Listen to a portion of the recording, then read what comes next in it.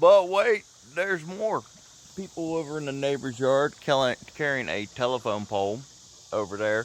And you see that field back over there?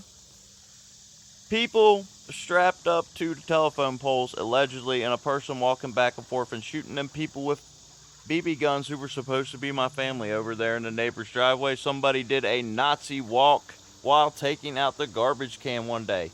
It wasn't one of my neighbors. I know who the neighbors was. It wasn't one of them, I'll tell you that much.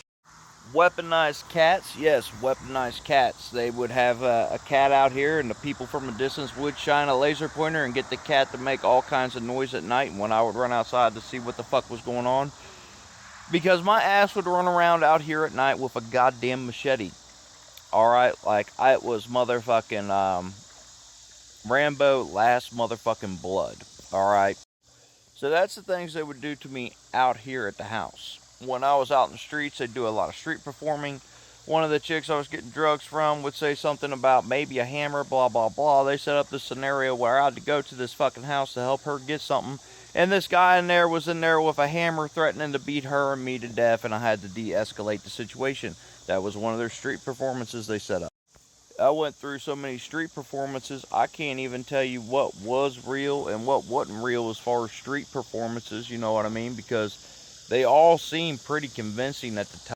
There was a pack of people over at the food bank because, you know, everybody that had my phone hacked would listen to where I went and wouldn't go because of the slander up there. They were calling me a sexual predator and all this shit at the food bank, and I wasn't even looking at them. So I thought I was hearing shit like I always hear shit, you know what I mean? So I was over there giggling and laughing, just like, man, this shit's ridiculous. How long am I going to have to hear this shit 24-7?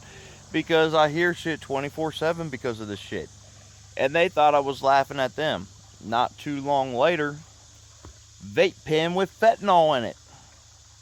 About fell out up there at the local corner market. Ambulance shows up. Waked me up. I said, I'm good. I drive down to that local bar where some woman one night was out there, beep, beep, help, rape, rape, and then drove off to make me look crazy. And then the ambulance driver not only said up there, don't call me back because I don't want to be back here again, shot 4 things up into my arm. Didn't document none of them are. I mean, like plungers as hard as he fucking can. Blew out all the veins in my hand. Swallowed my vein real hard. Didn't document none of what it was. And when we got to the hospital, he was even telling the nurses, like, yeah, I shot him up with embalming fluid and this and that and this and that. And when I confronted him about it to the police department, he lied about it, saying, I didn't do anything. I didn't do anything to you yesterday. Motherfucker, I don't know what he shot in my arm, but it was supposed to fucking kill me. It was supposed to kill me. If anybody knows I shouldn't be alive today, it's that fucking ambulance driver. Because that shit into my arm swelled up my hand, blew out all my veins, turned every vein in my hand rock fucking hard. I had a mild heart attack, and there's probably still a piece of it up in my brain waiting to give me a goddamn aneurysm. That's a fucking... Here's where it gets even better. Public defender that they manipulated. I had a misdemeanor charge. He refused to let me get a misdemeanor. Got me a state year finally.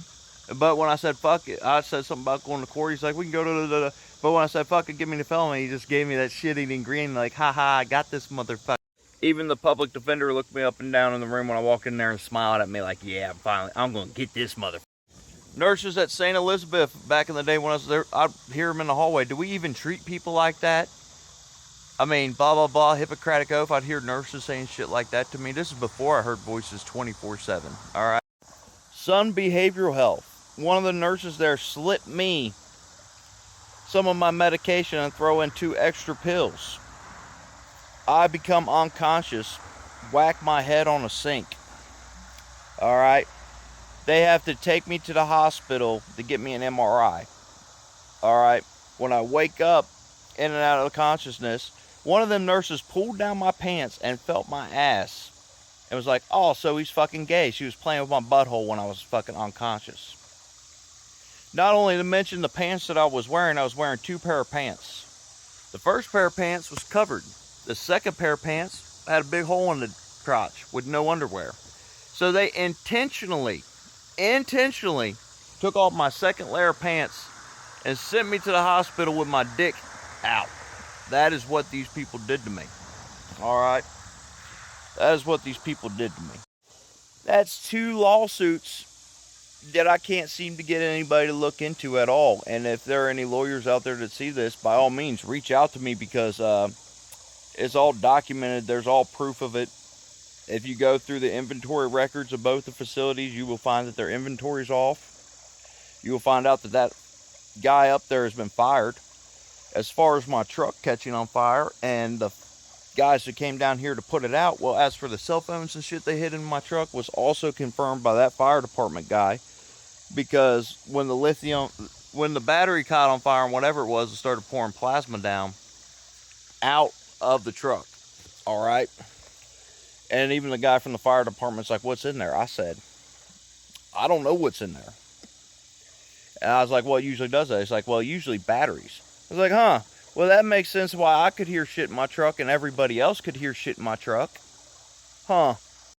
Standing over there after somebody was running around at night, and I called the local law department to come out here, and I was standing over right by that tree with 4 cops and said, "Somebody's around here, somebody's fucking with me at night, somebody shot a laser pointer in my eye." And the cop standing to the left of me just started geeking up laughing. So when I say, oh yeah, one night, right before that kid died and wrecked right up there, and I suspect somebody or something jumped out in front of his car, maybe a deer, maybe a person, I don't know. Somebody in that driveway honked their horn, took off that way. The same time somebody honked their driveway and that horn took off that way, crisscross in both directions to freak me out. A bunch of my gang stalkers are hanging out at the local bar. Everybody in town loves fucking with me.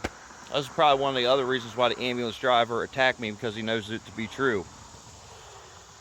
They goaded in a kid from coming down from that bar, honking his horn, goes down, turns around, takes off like a bat out of hell, honking his horn. I see the wreck out of my fucking window. I'm the first person on the scene. I find his fucking dead body. And when I get home, I even start cussing and yelling, "I told you all you were going to get somebody fucking killed one of these days." I found the body and everything. I even reached out to his family and explained to him what happened in the series of events that led up to his death. And if you're watching, I'm sorry. It didn't have nothing to do with me. I don't know if somebody stepped out in front of that kid or if a deer came, but he was driving perfectly fine and straight, locked up the brakes and turned left. I have no doubt in my mind something got in front of that kid. Whether it was a person that was running around through the woods at night fucking with me, or an animal. Take your pick. I'm sorry for your loss. He was a young man. He didn't deserve to die. Not like that. I found him. I'm sorry. Over here, I threw a hammer on this garage roof, and the hammer slid down and knocked me in the head. I laid there and pretended to be dead. Every day, everybody watching me was all freaking out. Somebody threw a rock at my head to see if I was still alive. All right. That rock, along with a bunch of other evidence, disappeared from the Kenton County Jail property room, because I was telling the cop about it on my way into the jail. So if you cops were in on it and you want to come murder me, that's fine. I've already been surrounded by cops and kept hearing voices, "Attack the cops, attack the cops, attack the cops." I know what kind of game you guys play out there. I know how these cover-up work. Shit, the last guy that I was in jail with that randomly went around and attacked people, he tried to grab a cop's gun and he was shot. Alright, I know what it is. Gang stalking is popular even in the police department. But if you want real justice for all the bullshit that happened to me and how I was set up, and all the proof of how I was set up and manipulated is now on my Facebook, and if you go back and look at the track record, you know who's responsible. You know the people to fucking blame. So y'all can quit trying to kill me. I might be a little far left. The police department not been involved at all. All right, not at all. I know that ambulance driver did what he did. I know the people at the hospital did what they did. I know the gang members that followed me did what they did. And you all can say I'm crazy and send me to the goddamn nut ward for all I fucking care. I was raped, 8 suicide attempts, multiple attempts on my life. My family was harassed. Everybody in this town was harassed. A guy lost his fucking life. Some young kid lost his life. Other people's lives were ruined all because of this shit. Multiple people in the town were involved. Good people, bad people, all alike.